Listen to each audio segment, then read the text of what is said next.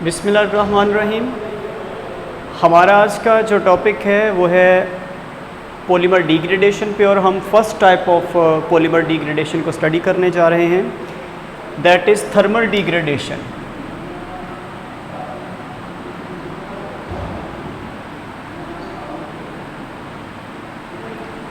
Thermal degradation हमने पहला जो लेक्चर हमारा डिग्रेडेशन के रिलेटेड था उसमें मैंने आपको बताया था दो तरह से डिग्रेडेशन होती है। या तो चेन की एक साइड से होना शुरू होगी, मोनोमर वन बाय वन जो होंगे वो डिग्रेड होंगे पॉलीमर से। दूसरा तरीका ये होगा कि रैंडमली कहीं से भी वो जो चेन है वो ब्रेक हो सकती है, यानी रैंडम ब्रेकेज होगी, रैंडम डिग्रेडेशन होगी, जिसमें हम सडन जो डिक्रीज़ ऑफ मोलेकुलर वेट देखते हैं किसी पॉलीमर के अंदर। सो जो थर्मल डिग्रेडेशन है वो दोनों तरह के मैकेनिज़्म को फॉलो कर सकती है। ये मोनोमर को भी ब्रेकेज देती है और ये रैंडम ब्रेकेज भी देती है। दोनों तरह की डिग्रेडेशन जो वो मुमकिन होगी हीट की मौजूदगी में और थर्म की मौजूदगी में। सो थर्मल डिग्रेडेशन के बारे में बताता चलूँ। जो हमारे ज़्यादातर पॉलीमर्स होते हैं उनके अंदर carbon to carbon single bond होता है, और जब भी आप बैकबोन को तोड़ने जाते हैं तो आपको कार्बन और कार्बन के दरमियान सिंगल बॉन्ड को तोड़ना होता है। इसको तोड़ेंगे तो अल्टीमेटली चाहे आप एक मोनोमर को तोड़ रहे हैं, then you will have to break down the bond between carbon and carbon. And if you are going for a random degradation then again you will have to break the carbon to carbon bond present in the main backbone. आपको backbone में carbon to carbon bond को break करना होगा। सो किसी भी polymer की thermal stability देखने के लिए कि वो कितनी एनर्जी को बर्दाश्त कर सकता है, कितनी थर्म या कितनी हीट बर्दाश्त कर सकता है, that will depend upon the dissociation energy of the carbon to carbon single bond present in the backbone of the polymer. Polymer की बैकबोन में जो कार्बन कार्बन सिंगल बॉन्ड है उसकी मजबूती डिसाइड करेगी वो पॉलीमर कितना मजबूत है और थर्मली कितना स्टेबल है। सो इसका मतलब ये हुआ कि अगर हम थर्मल डिग्रेडेशन में स्टेबिलिटी को जांचने जाएंगे तो ultimately we will have to find out the thermal stability of carbon to carbon single bond present in the backbone of the polymer. अगर वो मजबूत होगा अल्टीमेटली वो पॉलीमर ज़्यादा टेम्परेचर को विदस्टैंड कर पाएगा, ज़्यादा टेम्परेचर बर्दाश्त करेगा और उसकी जो थर्मल डिग्रेडेशन है वो जल्दी नहीं होगी। बट अगर उसके carbon to carbon single bond की ब्रेकेज आसानी से हो जाएगी, वो बॉन्ड डिसोसिएशन एनर्जी कम है, जो बैकबोन के अंदर कार्बन टू कार्बन चेन मौजूद है, तो अगर वो जल्दी बॉन्ड टूट जाएगा वो ज़्यादा थर्मली स्टेबल नहीं होगा। सो थर्मल स्टेबिलिटी चेक करने के लिए हमें carbon to carbon single bond की जो बॉन्ड डिसोसिएशन एनर्जी उसको जांचना होगा कि कौन कौन से फैक्टर्स उस एनर्जी को बढ़ाते हैं या उस एनर्जी को कम कर देते हैं। सो इन फैक्टर्स को स्टार्ट करने से पहले हम जब इस dissociation energy, bond dissociation energy को सीख गए हैं तो मैं आपके सामने 3 पॉलीमर एक वक्त में पेश करूँगा। एक मेरे पास पॉलीथाइलिन है, एक पॉलीप्रोपाइलिन है, एक पॉलीआइसोब्यूटाइलिन है। याद रखें पॉलीइथाइलिन से पॉलीप्रोपाइलिन बनते सिर्फ एक H रिप्लेस हो जाएगा CH3 के साथ। अगर मैं 2 हाइड्रोजन रिप्लेस कर दूं CH3 के साथ तो ये पॉलीआइसोब्यूटाइलिन होगा। सो इस एग्जांपल में मैं देख रहा हूँ हर दफ़ा मैं एक भारी सब्स्टिट्यूएंट अटैच कर रहा हूँ on the carbon carbon backbone. जो कार्बन कार्बन बैकबोन है उस पर मैं एक सब्स्टिट्यूएंट बढ़ा रहा हूँ। इधर मैंने एक सब्स्टिट्यूएंट ऐड किया, यहाँ पे मैंने 2 सब्स्टिट्यूएंट्स जो हैं वो ऐड किए। जैसे जैसे आप carbon to carbon single bond backbone पे आप ज़्यादा से ज़्यादा सब्स्टिट्यूएंट अटैच करना शुरू कर देंगे जो भारी वाले होंगे, अल्टीमेटली वो कार्बन और कार्बन के बॉन्ड को जो मजबूती थी उसको कम करना शुरू कर देगा, यानी वो शेगी हो जाएगा, वो जल्दी बॉन्ड डिसोसिएट हो जाएगा बिटवीन कार्बन एंड कार्बन जो बैकबोन के अंदर मौजूद है बॉन्ड। सो अल्टीमेटली सब्स्टिट्यूएंट का आना इस बात की दलील है कि कार्बन कार्बन बॉन्ड जो है वो वीक पड़ जाएगा, बॉन्ड डिसोसिएशन एनर्जी कमज़ोर हो जाएगी, अल्टीमेटली जो उसकी थर्मल स्टेबिलिटी थी वो कम होना शुरू हो जाएगी।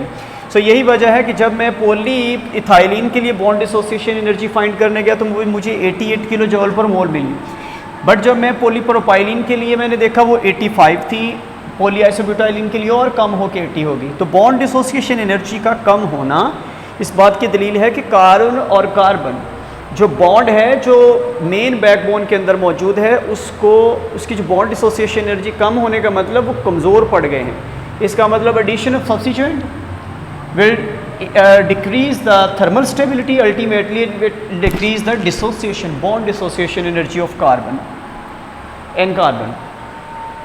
अब अगर इन्हीं सब्स्टिट्यूट को छोड़ के सब्स्टिट्यूएंट्स को छोड़ के मैं एक और ज़्यादा भारी सब्स्टिट्यूएंट अटैच करता हूँ फिनाइल C6H5, वो एनर्जी और कम होकर 80 से क्या हो जाएगी 70 हो जाएगी, 70 किलो जॉल पर मोल। और अगर मैं यहाँ पे एक H को CH3 से रिप्लेस करता हूँ और एक C6H5, यानी दो हाइड्रोजन को मैं दो बल्कि सब्स्टिट्यूएंट से जो रिप्लेस करूँगा, अल्टीमेटली आपके बार और ज़्यादा जो बॉन्ड शेगी हो जाएगा, जल्दी ब्रेक हो जाएगा और इसकी बॉन्ड डिसोसिएशन एनर्जी 70 किलो जॉल पर मोल से भी यहाँ पे आके कम हो जाएगी। यानी जिसको हम इसको बोलेंगे पॉली अल्फ़ा मिथाइल स्टायरीन, और इसको हम क्या बोलेंगे पॉली स्टायरीन। सो सबसे ज़्यादा मजबूत बॉन्ड पॉलीथाइलिन में होगा, सबसे ज़्यादा थर्मली स्टेबल पॉलीथाइलिन होगा, और सबसे weekly stable thermally poly alpha methyl styrene होगा। तो ये बात मैंने आपको पहली बात बताई। जैसे ही आप सब्स्टिट्यूएंट ऐड करते चले जाएंगे, जो बैकबोन है वो वीक होती चली जाएगी, बॉन्ड एसोसिएशन एनर्जी कम होगी, अल्टीमेटली थर्मल स्टेबिलिटी भी डिक्रीज होगी। अब मैं यहाँ पे एक एक्सेप्शनल केस बताने जा रहा हूँ जो मेरे पास है, पॉली टेट्राफ्लोरोइथाइलिन, जिसको हम टेफ्लॉन भी कहते हैं। दोनों हाइड्रोजन को, चारों हाइड्रोजन को हटा के मैंने फ्लोरीन लगा दिया। अगरचे कि fluorine is heavier than the hydrogen.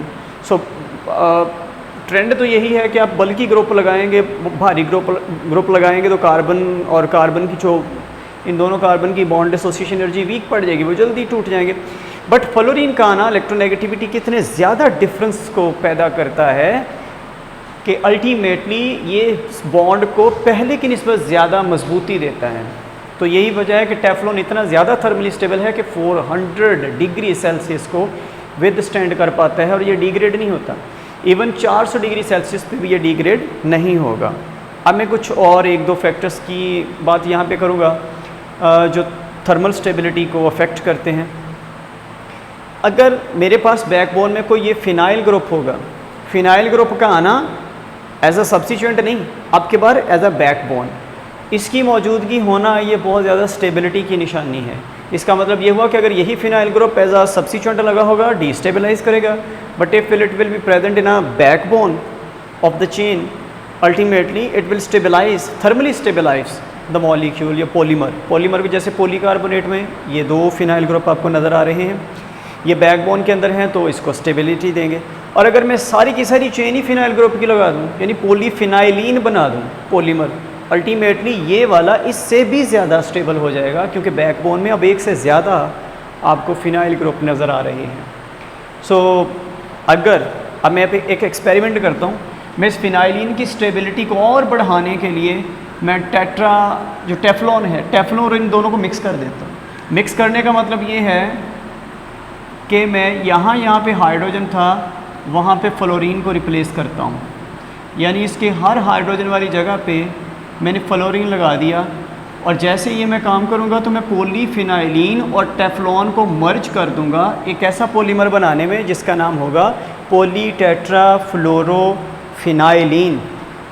पॉलीटेट्राफ्लोरोफिनाइलिन यानी मैंने टेट्राफ्लोरोमिथाइलिन और फिनाइलिन को इकट्ठा किया, इसे मैंने पॉलीटेट्राफिनाइलिन, और दोनों ही अपनी जगह पे स्टेबल हैं। इन दोनों की स्टेबिलिटी ये रंग लाएगी कि वो दोनों एक दूसरे को इतना ज़्यादा स्टेबल कर देंगे, मर्ज हो गए, कि वो टेफ्लॉन जो 400 डिग्री तक हीट बर्दाश्त कर सकता था, अब ये वाला प्रोडक्ट जो होगा वो 500 डिग्री सेल्सियस तक हीट को विदस्टैंड कर पाएगा। So it will not be degrade even at 500 degree Celsius. Finally अगर फिनाइलिन बैकबोन के अंदर मौजूद है, बॉन्ड स्टेबल होगा, थर्मली स्टेबलाइज हो जाएगा। But if oxygen is present in the backbone of the polymer, it will destabilise the molecule. यानी फिनाइलिन की मौजूदगी स्टेबिलिटी देती है, ऑक्सीजन की मौजूदगी डीस्टेबलाइज करती है। तो ये आप देख सकते हैं पॉलीइथाइलिन ऑक्साइड, दो इथाइलिन के दरमियान एक ऑक्सीजन है, अल्टीमेटली वो ज़्यादा थर्मली स्टेबल नहीं होगा, ऑक्सीजन की मौजूदगी से थर्मली अनस्टेबलाइज करेगी। सो ये हमारा लेक्चर था थर्मल डिग्रेडेशन पे। So that is a half of it. इंशाल्लाह अगला जो हाफ है वो अगले लेक्चर में होगा। सो आज का लेक्चर ख़त्म होता है। अल्लाह हाफ़िज़।